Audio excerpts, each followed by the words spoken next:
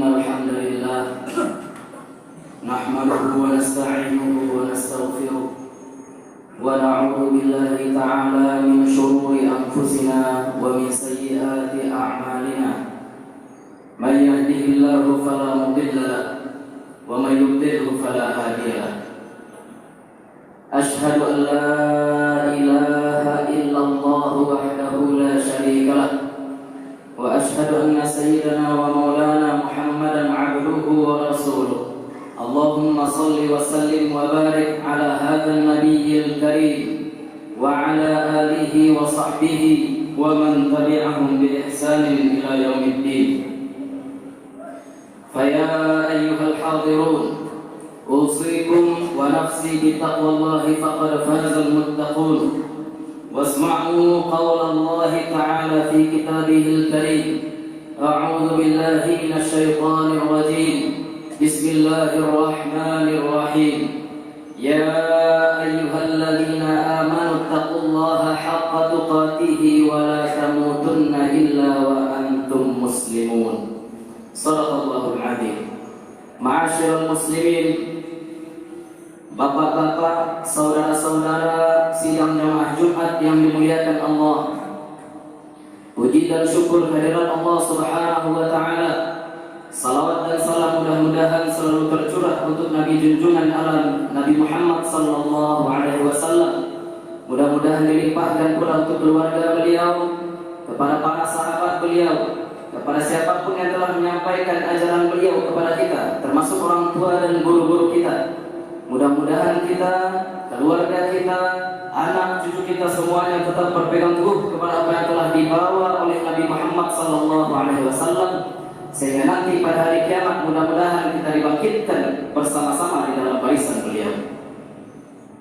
Bapak-bapak, saudara-saudara sidang jamaah Jumat yang dimuliakan Allah, tidak lama lagi insyaallah kita akan masuk ke dalam bulan mulia.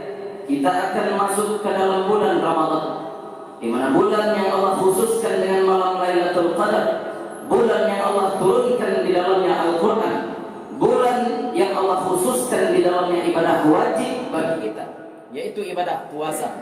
Yang dengan ibadah puasa itu nanti kita harapkan dapat menghantarkan kita kepada derajat takwa. Ketika kita membahas tentang takwa, maka sebenarnya setiap ibadah yang kita lakukan itu, apapun itu, maka sebenarnya semuanya itu akan mengantarkan kita kepada ketakwaan. Salat misalkan kita berikan contoh, di dalam Al-Quran pun dikatakan bahwasanya salat itu dapat mencegah perbuatan keji dan mungkar. Inna salata tanha 'anil fahsya'i wal munkar. Meninggalkan yang keji, meninggalkan yang mungkar, itulah perwujudan dari takwa.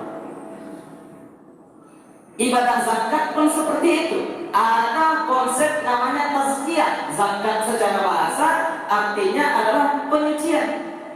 Khudh min amwalihim shadaqah. Ambillah dari harta mereka sedekah. Sedekah wajib yang dimaksudkan di dalam ayat tersebut adalah zakat. Tutahhirukum wa tuzakkihim. Menyucikan mereka, membersihkan mereka. Itu juga adalah ruh dari ketakwaan. Puasa pun demikian. Namun bagaimana caranya agar ibadah-ibadah yang akan kita lakukan itu ataupun yang telah kita lakukan itu benar-benar berbuah takwa? Bagaimana caranya?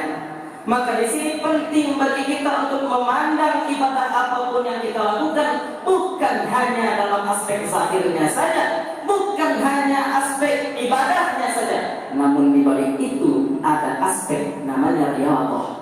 Bagaimana caranya agar ibadah-ibadah tersebut kita jadikan sebagai wasilah untuk melatih jiwa kita, untuk melatih nafsu kita. Bagaimana yang tadinya nafsu itu yang pada dasarnya menyuruh kepada yang buruk, ammaratun bis-su', menyuruh kepada yang buruk. Bagaimana nafsu itu yang asalnya adalah lawamah, menghinakan, bisa kita ubah menjadi nafsu mutmainnah. Dengan nafsu mutmainnah itulah nanti kita akan masuk ke dalam surganya Allah. Maka untuk mencapai hal ini, yang pertama kali harus kita pahami adalah sir, rahasia-rahasia puasa. Dan tidak ada yang lebih baik daripada Imam Ghazali dalam tentang sir rahasia bagaimana ibadah puasa itu dapat membentuk kita menjadi pribadi yang bertakwa. Bapak-bapak, saudara-saudara sidang jamaah Jumat yang dimuliakan, ketika kita membahas tentang manusia, maka manusia itu baru dikatakan sebagai insan ketika terangkum di dalamnya jasad dan roh. Ada aspek batin, ada aspek lahir. Ibadah yang dilakukan pun demikian. Ibadah puasa yang kita lakukan itu juga punya aspek lahir, punya aspek batin. Meninggalkan makan dan minum, meninggalkan hubungan badan, muntah dengan sengaja, dan lain sebagainya. Itu semua adalah aspek lahir ibadah. Ada orang yang melakukan aspek zahir ibadah puasa, misalkan, apakah ibadah puasanya sudah sah? Tentu saja bisa kita katakan sah ketika kita hanya memandang yang zahir. Tapi jangan kita lupakan bahwasanya Nabi SAW juga mewanti-wanti betapa banyaknya orang yang berpuasa, akan tetapi laisa lahu min siyami, tiada yang dapat dari ibadah puasanya kecuali lapar dan haus. Betapa banyak orang-orang yang melakukan sholat malam, akan tetapi tiada yang dapat dari sholat malamnya itu kecuali hanya rasa kantuk karena begadang. Kenapa? Karena secara lahir dia beribadah, namun aspek batinnya bagaimana dia melatih syahwat, melatih nafsunya, dia tidak perhatikan. Puasa adalah rahasia. Tidak ada yang tahu seseorang ini puasa atau tidak kecuali dia saja dengan Allah. Seandainya dia tidak memberitahukan orang lain bahwasanya dia sedang berpuasa, maka ibadah puasa yang rahasia ini sebenarnya merupakan bentuk lambang perlawanan kita terhadap pucuk rayu setan. Ibadah yang paling sulit untuk dimasuki setan, ibadah yang paling sulit untuk dikotori oleh penyakit ria adalah ibadah puasa. Maka yang kita latih dalam bulan puasa ini bukan cuma bagaimana kita menahan makan dan minum, tidak. Apapun perbuatan halal, akan tetapi perbuatan halal itu dapat melalaikan, maka tinggalkan itu semua pada bulan Ramadan. Umpama seperti seorang ibu yang sedang berusaha agar anaknya terlepas dari air susunya. Umpama seorang ibu yang berusaha menyapi anaknya. Ketika anaknya sudah berusia 2 tahun, dia sudah pandai makan makanan orang-orang yang dewasa, akan tetapi dia masih belum bisa terlepas dari ASI. Bagaimana caranya? Hari pertama, ibunya memasang keinginan, memasang niat agar anaknya tidak lagi menyusu. Anaknya merengek-rengek meminta susu kepada ibunya, tapi ibunya bergeming. Jam 7, jam 8 selalu anaknya merengek-rengek. Saat nanti rasa lapar anaknya itu sudah tidak tertahankan lagi, maka mau tidak mau anak tersebut terpaksa makan nasi. Hari kedua berulang kembali dahulunya. Pagi-pagi anaknya kembali merengek minta susu, ibunya harus kuat. Hari ketiga pun demikian, anaknya merengek-rengek kepada ibunya minta susu. Kembali berulang yang kemarin, anaknya sudah lapar tidak tertahankan terpaksa makan nasi. Begitu seterusnya hingga sampai nanti anak itu pada titik di mana ia lupa sama sekali bahwasanya ia menyusu kepada ibunya. Kita dengan syahwat juga demikian. Hari pertama hal-hal halal yang membuat kita lalai, yang membuat syahwat kita kenyang tadi, kita jinakkan. Bagaimana caranya? Kita buat dia lapar. Apa yang membuat syahwat kita tadi kenyang? Lagu-lagu, kata-kata yang tidak patut. Syahwat yang kenyang, banyak tidur, banyak makan. Halal memang, akan tetapi hal-hal seperti ini nanti dapat membuat syahwat kita kenyang. Saat syahwat kita kenyang, maka kita akan kesulitan nanti untuk mengontrolnya. Saat syahwat kita ini kuat, maka ilmu kita akan susah untuk mengaturnya, mengelolanya. Dibuat syahwat tadi lapar, dia tidak mendapatkan kesenangan-kesenangannya tadi. Dia tidak mendapatkan tidur yang banyak, dia tidak mendapatkan makan yang sampai kenyang, dia cuma dapat sekadarnya saja. Hari pertama syahwat kita merengek-rengek, putarlah lagi hal-hal yang membuat engkau lalai. Apa yang biasa kita nikmati di hari-hari biasa, Mari kita dengarkan sama-sama, mari kita saksikan bersama-sama. Syahwat akan meronta-ronta seperti itu. Namun seperti ibu tadi yang berusaha membuat anaknya lupa dengan air susunya, maka kita pun harus kuat. Saat syahwat kita nanti sudah sangat laparnya, maka terpaksa syahwat itu akan menikmati lantunan zikir kita. Maka terpaksa syahwat itu akan menikmati sholat yang kita laksanakan. Maka terpaksa nanti syahwat itu akan menikmati bacaan Al-Quran kita. Hari pertama seperti itu, hari kedua berulang lagi, hari ketiga pun demikian, sampai nanti diharapkan kita berada pada titik di mana syahwat kita itu lupa bahwasanya kenikmatan itu berada pada malahi, berada pada hal-hal yang melalaikan. Tapi kenikmatan itu ada pada zikir Allah, ada pada sholat, ada pada membaca Al-Quran, ada pada tadarru', merendahkan diri kita di hadapan Allah Subhanahu wa ta'ala. Kalau sudah paham kita seperti ini, kalau sudah mengerti kita konsep syahwat, konsep nafsu, yang tadinya lawamah, yang tadinya ammaratun bisu, yang tadinya liar, yang tadinya punya sifat sibaiyah, sifat hewan buas, yang tadinya punya sifat bahmiyah, yang sifatnya hanya ingin mementingkan syahwatnya saja, atau sifatnya ingin menghancurkan orang lain saja. Kalau sudah lapar dia menjadi jinak. Kalau sudah menjadi jinak, maka itulah nafsu. Itulah nafsu yang kita sebut dengan nafsu mutmainnah. Bapak-bapak, saudara-saudara sidang jamaah Jumat yang dimuliakan Allah. Manusia ini memiliki instrumen akal, juga memiliki instrumen nafsu. Menghilangkan akal tidak mungkin sehingga kita menjadi orang yang bukan mukallaf lagi. Menghilangkan nafsu pun tidak mungkin, karena itulah yang membuat kita tetap hidup. Kita makan, kita menikah, kita berpakaian, itu semua adalah karena nafsu. Masalahnya sekarang, apakah nafsu kita itu bisa kita kontrol?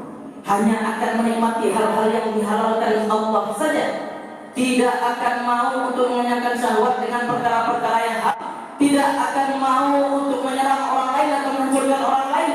Di situ pentingnya aspek riyadhah dalam ibadah puasa. Maka tak heran saat ibadah puasa yang rahasia seperti ini, saat ibadah puasa yang merupakan junnah, merupakan perlambangan kita terhadap syahwat, diberikan ganjaran oleh Allah Subhanahu wa ta'ala dengan ganjaran yang rahasia. As-shawmu li, kata Allah, puasa adalah bagiku, wa ana ajzi bihi, dan akulah yang akan memberikan ganjarannya.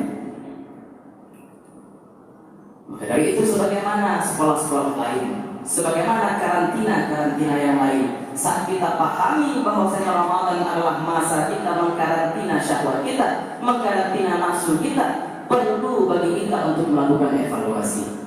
Ramadan yang sekarang kita akan hadapi barangkali bukan Ramadan pertama yang akan kita hadapi. Kemarin kita juga sudah mengkarantina syahwat kita, melatih nafsu kita, berusaha untuk mencapai derajat takwa. Kira-kira apa yang kita lakukan di bulan Ramadan tahun kemarin bisa kita pertahankan atau tidak dalam 11 bulan berikutnya? Apakah Al-Quran yang kita baca satu juz satu hari sehingga dalam Al-Quran itu kita mendapatkan keberkahan pahala? Kita konsisten untuk mengkhatamkan Al-Quran di bulan Ramadan. Mampukah kita melanjutkan kebiasaan itu di luar bulan Ramadan? Salat malam kita lakukan dengan rajin. Setiap malam bahkan kita lakukan salat malam. Apakah kebiasaan itu dapat kita pertahankan ketika bulan Ramadan berlalu? Puasa kita lakukan di bulan Ramadan tanpa beban. Kita rasakan bagaimana syiar Islam, bagaimana kemudahan ibadah di bulan Ramadan. Puasa yang mungkin berat di hari-hari biasa namun dimudahkan pada bulan Ramadan. Apakah tetap mudah kita lakukan di luar bulan Ramadan? Kita cek apa kira-kira kurangnya Ramadan kita tahun lalu sehingga kebiasaan-kebiasaan tersebut tidak bisa kita pertahankan. Maka jangan kita ulangi lagi, karena kalau kita mengkarantina syahwat namun tiada berbuah dan itu terjadi berulang-ulang, barangkali bukan di Allah kita yang salah, akan tetapi evaluasi muhasabah kita setelahnya yang barangkali kurang maksimal. Alhamdulillah wassalatu wassalamu ala Rasulillah. Usikum bi taqwallah fa'tabiru ya ulil albab la'allakum tadhakkarun.